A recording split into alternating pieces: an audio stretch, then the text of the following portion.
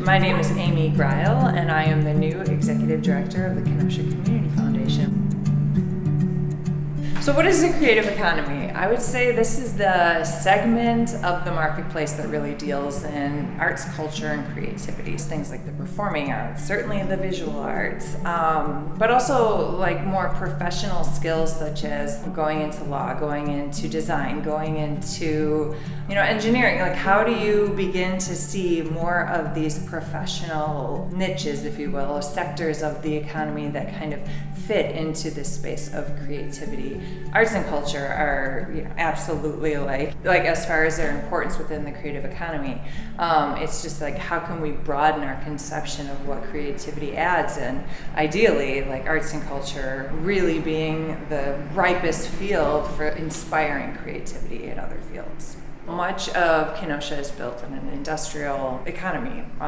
We see distribution, we see logistics, we see certainly manufacturing as sort of the backbone of our community, and we certainly resource strategies around those niches very much through economic incentives and all the strategies that go into building business parks and strengthening interstates and building infrastructure, all of that. That's what I would call like traditional economic strategies. However, the arts and culture, like if we could even imagine like seeing them as sort of a complement, and certainly not only complement but a driver, that it comes before it actually is a strategy to attract, retain workers certainly, but then how do we make a place attractive for the headquartered companies? Like, this is really important, and it's hard to quantify and to make tangible what we're talking about,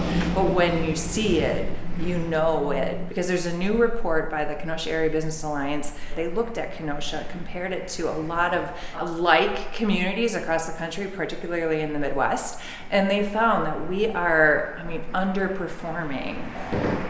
When we look relative to other similar communities, we are very much underperforming in arts and culture and some of these, creative opportunities. We can drive an agenda if we, really call it what it is, and it has to be part of a broader strategy for economic development.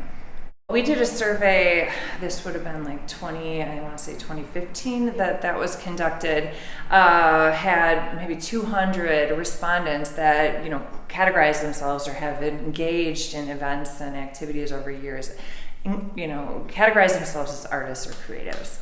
And we asked them a lot of questions around what makes a career here profitable, why have they located their business here, why do they continue to stay here. So many of them really value the community of artists.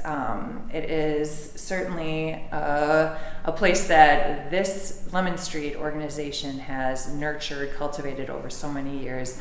But one of the things that we really started to look at is like, how could we potentially envision like elevating, if you will, the value, not even just economic, but just like perception, the value of arts and culture, and make this even more of a sort of an enhanced field.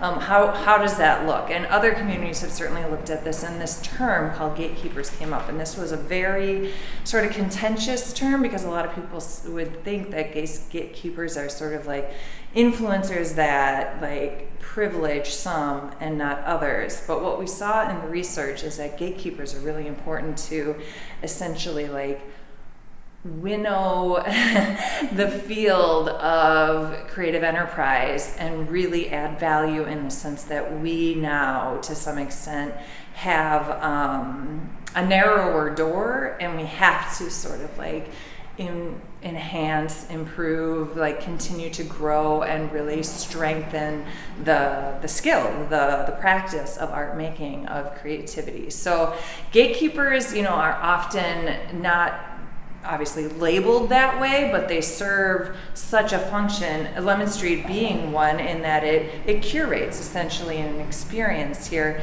but also raises the bar, adds value to the art and cultural like products that come out of Kenosha. So how do we help those gatekeepers, like come together. I think it's really exciting because there's absolutely activity here among gatekeepers, but I'm not sure they identify themselves as gatekeepers, and I'm not sure that they really understand how important the role could be, much less like connect with others that are working kind of in that capacity. So I think it's a really like sort of compelling concept of like how do you identify them, equip them, train them, and then ultimately grow like the whole field of arts and culture creativity that's like latent here.